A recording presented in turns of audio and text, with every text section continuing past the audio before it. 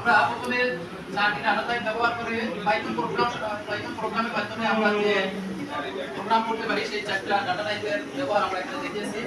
প্রথমে integer number দিয়ে integer হলো ইন্টিজারের সংক্ষিপ্ত রূপ int। এটা হলো ইন্টিজারের সংক্ষিপ্ত রূপ। কোনো পূর্ণ সংখ্যা জমা রাখার জন্য ডেটা টাইপ int তথা ইন্টিজার ব্যবহার করা হয়। যেমন এখানে x 10 এবং y 15 আছে। এখন আমাদের প্রোগ্রাম হবে x input আগে এন্টার ফার্স্ট নাম্বার, তারপর y input enter second number. অর্থাৎ এটা আমাদের হচ্ছে যে আমরা কিবোর্ড থেকে ইনপুট দেব, যে কোনো নাম্বার আমরা প্রেস করে তারপরে ইনপুট দেব। এরপরে রেজাল্ট দেখার জন্য আমরা প্রিন্ট, তারপরে এখানে একটু ভুলের জন্য আমরা ইকুয়াল সাইন দিয়েছিলাম কিন্তু আসলে এটা হবে না।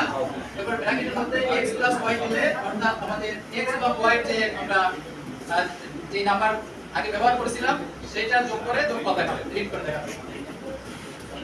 এখানে ইন্টিগ্রেট নাম্বারে কিন্তু সবসময় আপনার ওই পূর্ণ সংখ্যা যোগ করার জন্য আমরা এটা ব্যবহার করব।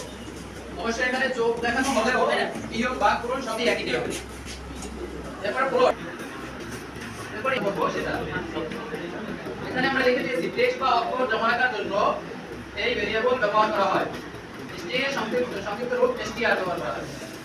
এখানে আমরা প্রোগ্রাম করেছি p equal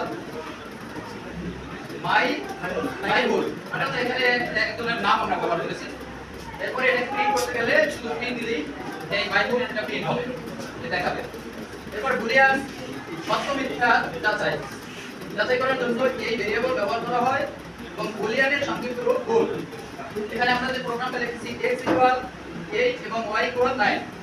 এখন এটা যদি আমরা প্রিন্ট করি x equal 6, x equal double equal যদি দেই, এই ডাবল ইকুয়াল দিব, এটা আমরা বুলিয়ানের ভাষায়, এটা বুলিয়ানের যখন প্রোগ্রাম করব তখন এটা ডাবল ইকুয়াল দিয়েই বুঝতে হবে। তো যখন আমি 6 দিব তাহলে এটা কিন্তু মিথ্যা প্রমাণ করবে, কেননা এর আগে আমরা যে প্রোগ্রাম লিখেছিলাম সেখানে আমরা লিখেছিলাম x equal 8, 8 এর জায়গায় যখন আমি 6 দেব তখন সে মিথ্যা প্রমাণ করবে, অর্থাৎ সেটাকে ফলস দেখাবে। এরপরে প্রিন্ট y equal 9, এখানে দেখা যায় 9 যখন দিব তখন কিন্তু এটা আসবে, অর্থাৎ এটা সত্য হবে।